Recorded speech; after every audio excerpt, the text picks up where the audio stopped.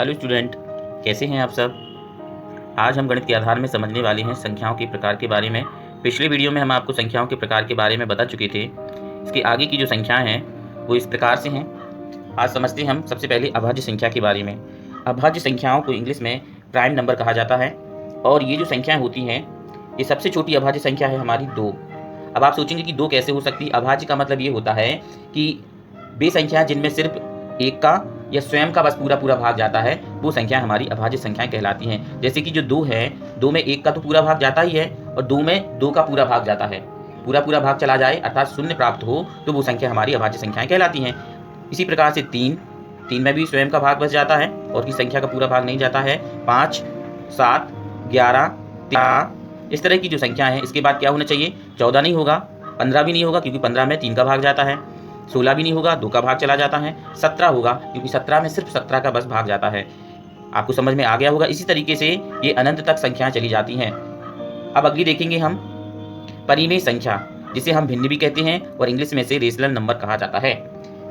इसकी परिभाषा को देखें तो ऐसी संख्याएं जिन्हें P/Q के रूप में लिखा जा सकता है परिमेय संख्याएं कहलाती हैं। P/Q के रूप में मतलब बटे के रूप में। जैसे कि ऊपर की संख्या को अंश और नीचे की संख्या को हर कहा जाता है। अगर हम लिखेंगे तो 1/2, 3/2, ऋण 1/3 और 0। जो 0 है, अब हम देख रहे हैं कि यहाँ पे हमें नीचे हर में कुछ दिखाई नहीं दे रहा है, परंतु इसे हम 0/1 के रूप में लिख सकते हैं। तो ये हमारी परिमेय संख्या बन जाती है।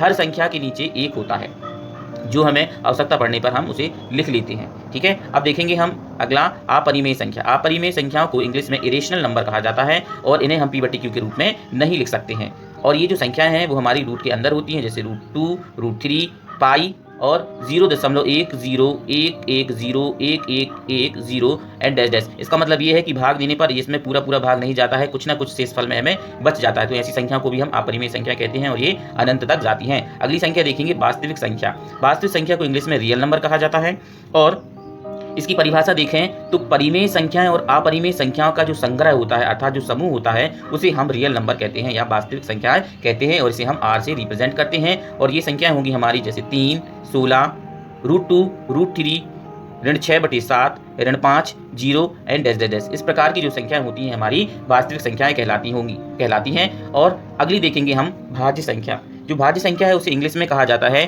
Composites number. और ये जो भाज्य संख्या है इसका मतलब ये होता है कि ऐसी संख्याएं जिनमें किसी न किसी संख्या का पूरा भाग चला जाता है वो भाज्य संख्या कहलाती हैं। हम देखेंगे कि 2 जो है वो तो हमारी अभाज्य संख्या है। ठीक है, तो इसके बाद जो 3 है वो भी हमारी अभाज्य है। तो जो चौथी संख्या है 4 वो हमारी भाज्य संख्या होगी क्योंकि इसमें 2 का पूरा भाग जाता है। 6 में भी 2 का पूरा भाग चला जाता है, 8 में भी चला जाता है, परंतु 5 में और 7 में नहीं जाता है, इसलिए यह भाज्य संख्या है और ये हमारी भाज्य संख्या होगी। जैसे 9 में 3 का भाग जाता है, 10 में 2 का भाग जाता है और 5 का भी चला जाता है। जो 12 है उसमें भी हमारा 2 का 3 का पूरा भाग जाता है। ठीक है, इस तरह से जो अगली संख्या होगी वो क्या होगी, तो देखिए अगली संख्या जो है यहाँ पे 12 के बाद 13 नहीं होगी, 14 होगी। ठीक है, इस तरह से जो संख्या में किसी अन्य संख्या का पूरा भाग चला जाता है वो भाज्य संख्याएं कहलाती हैं और ये भी अनंत तक जाती हैं। ये थी आपके लिए जानकारी। ये वीडियो देखने के बाद मुझे लगता है कि आपको समझ में आ गया होगा संख्याओं के बारे में। और गणित के आधार में संख्याओं का बहुत महत्वपूर्ण स्थान है, इसलिए इन संख्याओं को आप बहुत अच्छे तरीके से समझ लीजिए। और अगर आपको मेरा वीडियो अच्छा लगा है तो प्लीज़ इसे लाइक कीजिए, सब्सक्राइब कीजिए और बेल आइकन को प्रेस कीजिए और ज़्यादा से ज़्यादा शेयर करें जिससे अन्य बच्चों तक ये जानकारी पहुँच सके। और तब तक के लिए आप सभी बच्चों को मेरी तरफ से नमस्ते।